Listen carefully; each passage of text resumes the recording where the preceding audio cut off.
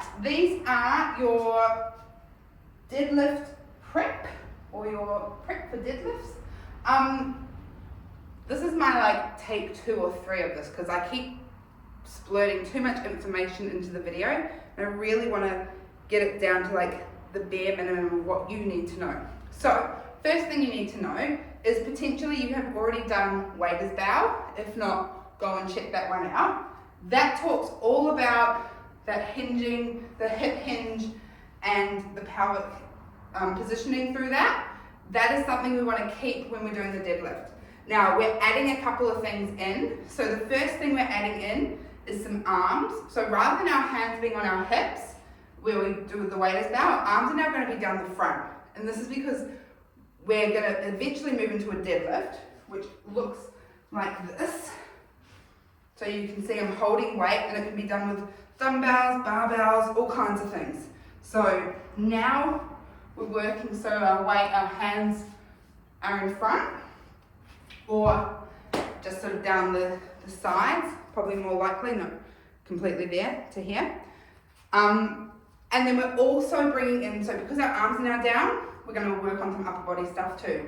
So we want to make sure that we're nice and gently engaged through the back muscles. So we're not pulling all the way back. Our shoulders aren't up around our ears, but we've got that nice neutral position, and we're also locked in through the core.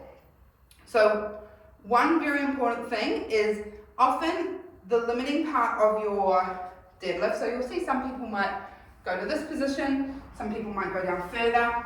It's dependent on your hamstring flexibility and also your core strength and your pelvic stability. So those two combining factors. Now, if you are someone who has lovely flexibility through those hamstrings, you can touch the floor, I want you to specifically focus on your connection breath, which we will come to later, to help with the core stability.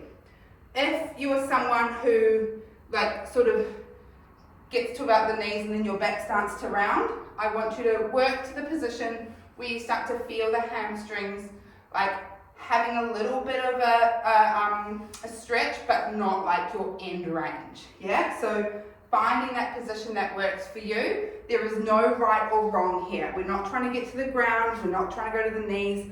It's very much about where you are feeling that position, and that position will potentially change over your movement time. But while we're doing this prep, I want you to focus in more so on the feeling of the position of where you go to rather than the depth, because that's what we're going to work on. So now that we've got those things sorted, we're going to move on to actually doing it. So the first thing I want you to do is to pop your hands in front. Think about that lovely hinge position where we're going to send the hips back. I just want you to have a little bit of a gentle connection with those shoulders, hinge back, and then stand back up again. And I want you to check whether your shoulders are dropping forward or if you're bending too much. And then we're going to try it again by or the other one, are you pulling your shoulders back too far?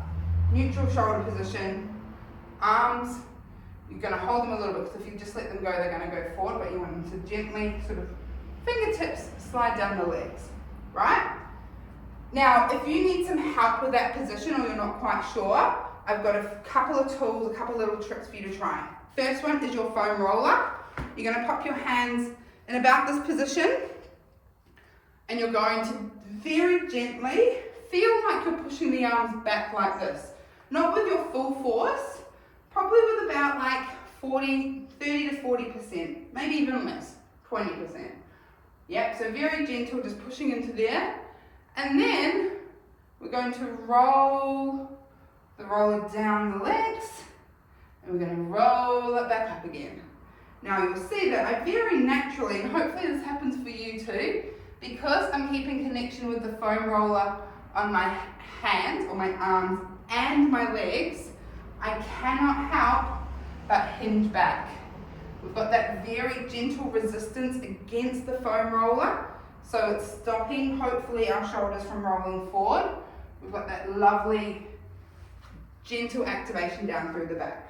So we can use a foam roller to help. The other thing we can help if we're getting really stuck about like hinging, sometimes we don't like understand the hinge and we sort of end up doing like a part hinge and then we fold forward with our body. So we might go, you might see like a hinge and then you kind of stay still as the upper body comes forward, where we actually want to keep hinging, and when our hinge stops, that's when we stop.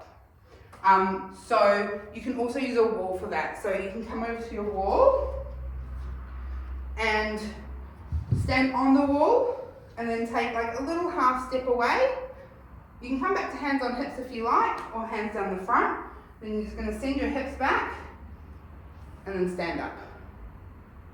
And this way, you can actually lose balance. I'm actually falling back onto my heels a little bit in this position. Obviously, that's not what we're going to do in the center, but I'm really feeling what it feels like to hinge the hips back, right?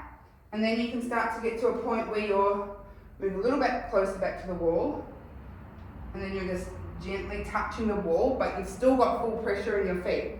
So we're just gently tapping the wall, keeping everything as is, but we're stopping when we touch the wall, and that is the end of our hinge.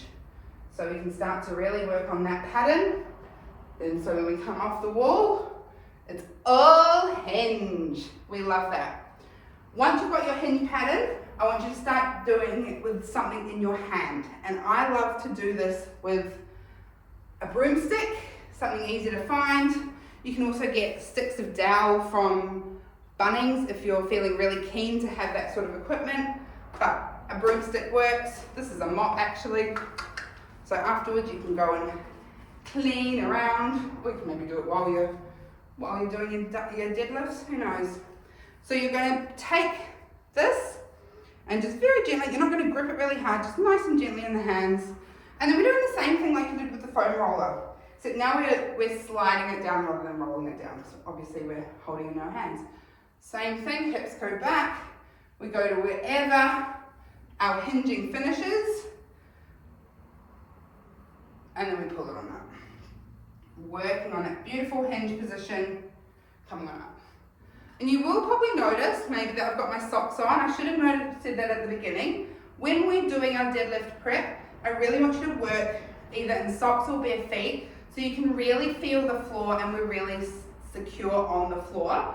If we're wearing shoes, sometimes we like our balance can be a little bit off. There's a few different things that can go on. So when we're practicing our deadlifts, we want to have that beautiful connection with the floor so that we're nice and secure when we come down, and then we push into those feet as we come back up again, right? And so this is your deadlift prep. I've got a couple of other equipment pieces here if you don't have a broom or anything. If you are at the gym, this is one of the attachments that goes on the cable machine. You use it for that pull down often, but often it can come off. It's a really nice one if you turn it upside down. It's got these nice little handles here, or you can come in even a little bit closer. That's a really good one to use. You can also use something like this is a part of a mat that I use for some things. Anything that's kind of like you can't stretch is the best thing for it. Just something to put in your hands to come up and down. Now, you might be thinking, well, Lisa, why don't I just use the barbell? Because, my friend, if you haven't done barbells before, barbells come in either 15 kilos or 20 kilos.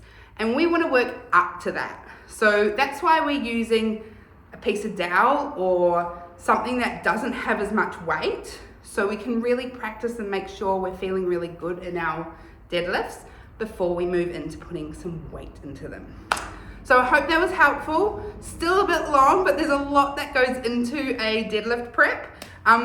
Let me know if you have any questions, but hopefully after a little bit of doing that, you'll be all ready to get on the weights. Talk to you soon.